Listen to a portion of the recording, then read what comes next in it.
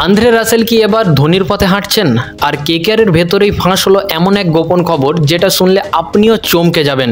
কেকেআরের হয়ে কি আরও 5 থেকে 6টা বছর খেলতে চলেছে আন্দ্রে রাসেল?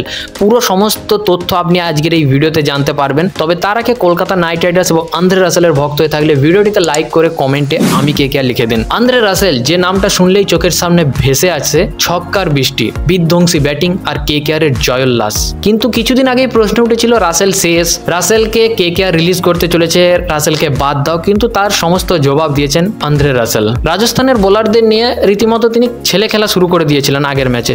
4 ছক্কার শুধুমাত্র বন্যা চলছিল, ঝড়, শুধুমাত্র ঝড়। সেই পুরনো রাসেলকে আমরা আবারও দেখতে চলেছি এবার, এবং তার মাঝেই একটা বিস্ফোরক তথ্য উঠে এসেছে। কেকেআরের স্পিনার বরুণ চক্রবর্তী জানিয়েছে রাসেল এখনো পুরোপুরিভাবে ফিট, এমনকি 25 থেকে 26 বছরের খেলোয়াড়দের মতো ভালো পারফরমেন্স করছে। তিনি অন্তত এখনো 5 থেকে 6 বছর খেলতে পারেন। তো রাসেল যদি সত্যি আরও 5 থেকে 6টা বছর খেলেন তাহলে ধোনির মতোই দীর্ঘ কেরিয়ার গড়ে ফেলবেন তিনি। এমনকি 3টে ট্রফি এখন কলকাতার কাছে রয়েছে, এখনো এবারেও কিন্তু কলকাতার যাওয়ার চান্স রয়েছে। তাই এবারেরটা এখন ছাড়ুন, সামনে যদি আন্দ্রে রাসেল 5 থেকে 6 বছর এখনো খেলে তাহলে 2 থেকে 3টা ট্রফি জেতা কিন্তু এখনো অসম্ভব কিছু ব্যাপার নয় আন্দ্রে রাসেলের কাছে। আপনাদের কি মতামত? রাসেল কি পারবে এই 5-6 বছরে আরও 1 থেকে 2টো কি 3টে ট্রফি কলকাতার ঘরে আনতে? আপনার মতামত কমেন্টে জানান।